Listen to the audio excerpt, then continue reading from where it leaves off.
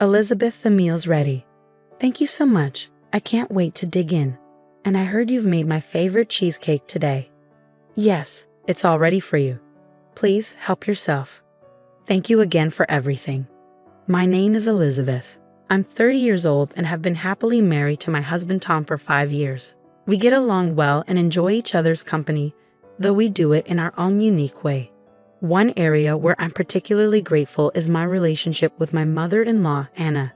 While many people struggle with their in-laws, Anna and I have a good relationship. She lives alone now, as my father-in-law Simon passed away 3 years ago due to an illness.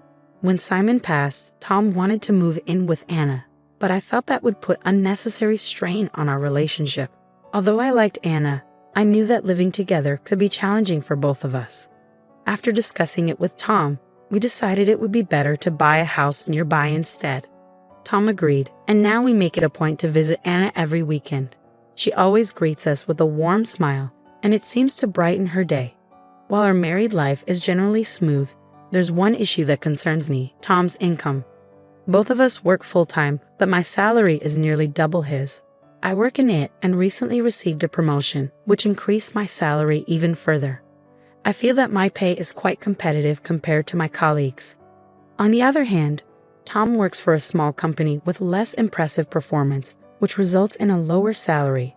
Although Tom is frugal and doesn't spend much, I worry about our financial situation, especially when thinking about starting a family in the future. Tom works incredibly hard, making it difficult to discuss these concerns with him. To support our family finances better, I'm aiming for further promotions and additional responsibility at work. One evening, after finishing work earlier than usual, I arrived home and unlocked the door.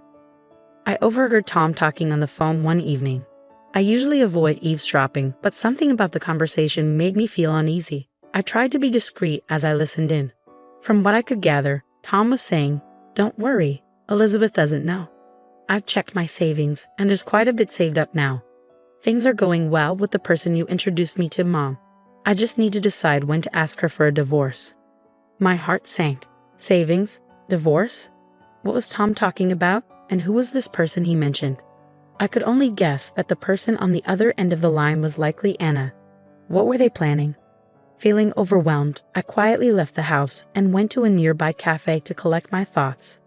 The idea that Tom was contemplating a divorce was shocking. Was this person someone else he was involved with? And what did he mean about savings? Tom's income was modest. How could he have so much saved up? My mind was racing with questions. I ordered a coffee, hoping it would help me clear my thoughts. I took out a pen and paper to organize everything I'd heard and the possible scenarios. Gradually, a troubling hypothesis formed. Maybe Tom and Anna were plotting together to divorce me. They seemed to be stashing money away as hidden assets for Tom's new mistress. This was only a hunch, so I decided to hire a detective agency to investigate and confirm whether Tom was truly cheating on me. When I returned home from the cafe, Tom greeted me with his usual innocent smile, saying, "Welcome home." Despite his sometimes unreliable nature, I had always believed Tom to be a man of integrity. Discovering this hidden side of him was a shocking reminder of how deceptive appearances can be. A few weeks later, I received the investigation results from the detective agency. The evidence was overwhelming. Numerous photos showed Tom and his mistress entering a hotel together. It was clear that Tom was indeed unfaithful. I also uncovered the hidden savings Tom had been keeping from me. Finding proof was challenging. Tom's pay slips showed only a modest income, making it puzzling where he could have amassed such savings. Then a thought crossed my mind. I began to wonder if Tom had been showing me fake pay slips all along. Could he be forging them to deceive me? But then I thought, Tom isn't exactly the type to handle something as complex as forging documents. If anyone were behind this, it would have to be Anna. I needed to find concrete evidence, no matter what it took. As usual, Tom and I visited Anna over the weekend. However, her behavior was unusually off. "Elizabeth, would you cook for us today?" Anna asked, her tone markedly different from before. "You know, I always cook for you. I think you should try cooking on your own more often." Surprised by her sudden change in attitude, I agreed. Until now, Anna had always insisted on cooking herself, so it felt odd to be asked to do it. I prepared several dishes using ingredients from Anna's kitchen. But when I served them, Anna refused to eat any of it. "Anna, aren't you going to try the food?" I asked. To my shock, Anna tossed the dishes into the trash and said, "I can't eat this horrible food." She then pulled out some cup noodles and began preparing them. "This is much better." I glanced at Tom, but he seemed to be deliberately ignoring the scene. So that's what it was all about. Tom and Anna were colluding to harass me and force me to ask for a divorce. Anna's bullying escalated as she tried to make my life increasingly difficult. She assigned me nearly all the housework: cleaning the bathtub, scrubbing the toilet, tidying the storage room, and handling the laundry, while she lounged on the couch, watching TV. Whenever I tried to take a break, she would scold me harshly. Despite their efforts to push me towards divorce, I remained unfazed. In fact, Anna's attempts almost made me laugh. Anna's tactics became more extreme. One day, while I was cleaning the living room, she deliberately dropped a stack of dishes, shattering them on the floor. With a smirk, she said, "Oh, I'm so sorry, Elizabeth. Could you clean this up too?" She probably thought she had finally pushed me to the edge, but I was actually impressed by her dedication to creating such chaos just to get under my skin. "Anna, are you hurt?" I asked, grabbing a brush to clean up the mess. Her irritation was palpable, and it was clear she was frustrated that her attempts to upset me had failed once again. Her frustration boiled over, and her remarks became increasingly petty. "You're so annoying," she complained. "You're always moving too efficiently. You should try to be more useless. Why are you so obedient?" Despite her continued efforts, I remained calm and focused, determined not to let her actions disrupt my peace of mind.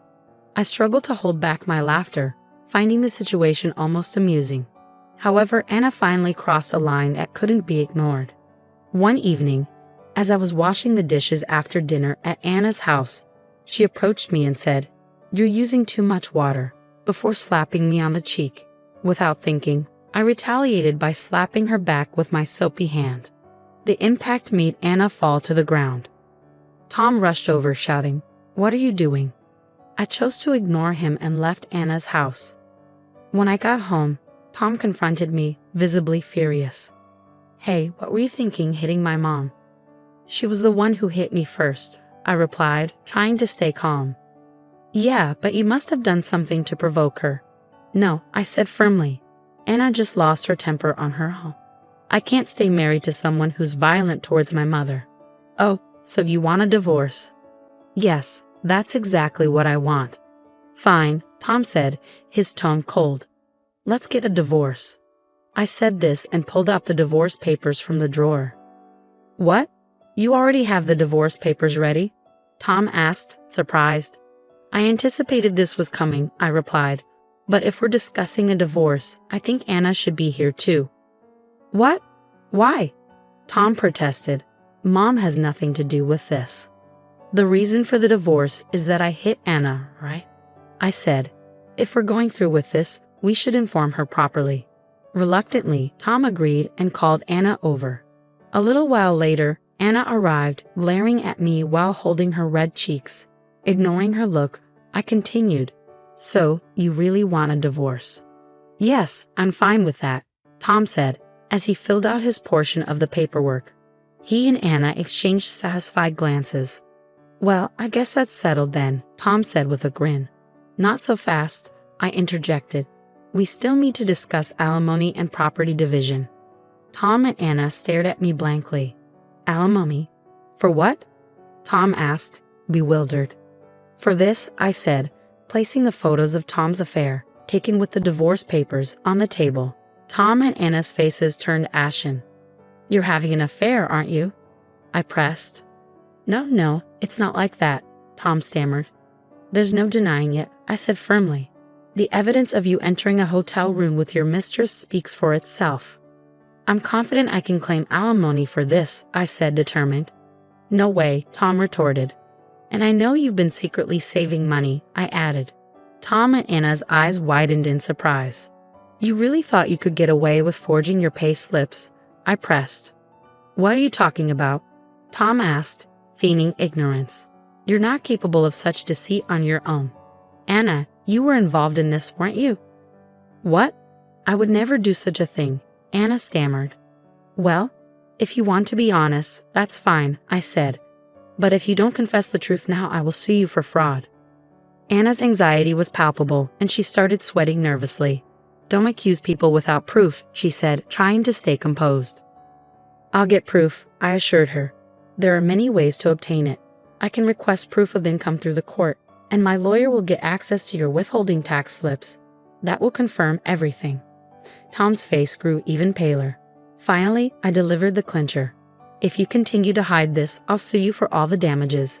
You'll end up paying more than your share of the property. Is that acceptable to you?" Under the pressure, Tom confessed. He admitted that Anna had helped him falsify his pay slips and that he had been saving money in a personal account. When I asked why he had done this, his response was shocking. Tom revealed that he had always felt inferior because of my higher income. He had discussed this with Anna, who had advised him to divorce me because of it. Anna had suggested that Tom should let me cover more of his living expenses while he secretly saved money on the side. The plan was for Tom to accumulate enough savings to eventually divorce me. It seemed Anna had harbored a grudge because I had refused to live with her, and she was determined to bring me down with this scheme. Realizing their deception, I decided there was no reason to show them any kindness. I promptly hired a lawyer and demanded alimony from both Tom and his mistress. I also insisted on disclosing Tom's hidden savings and required a substantial portion of it. Tom agreed to pay me half the value of our house in exchange for my departure. Eventually, Tom depleted his savings, and his mistress, upset about the unexpected alimony payments, abandoned him. As a result of Anna's advice, the mother-son relationship between Tom and Anna deteriorated, and Tom stopped visiting Anna altogether. I also informed their neighbors about the scandal, leading to Anna becoming isolated and viewed negatively by the community. Additionally, I reported Tom's affair to his workplace. Since it's a small company with only a few employees, Tom faced significant embarrassment and was ostracized by his colleagues. Seeing them face the consequences of their actions was truly satisfying. Meanwhile, I embraced my new life as a single woman. I bought a luxurious tower condo and am enjoying the comfort and space. Recently, I also started a new relationship and am looking forward to enjoying my love life. Thank you for watching until the end. Please subscribe to our channel, and I'll see you in the next video.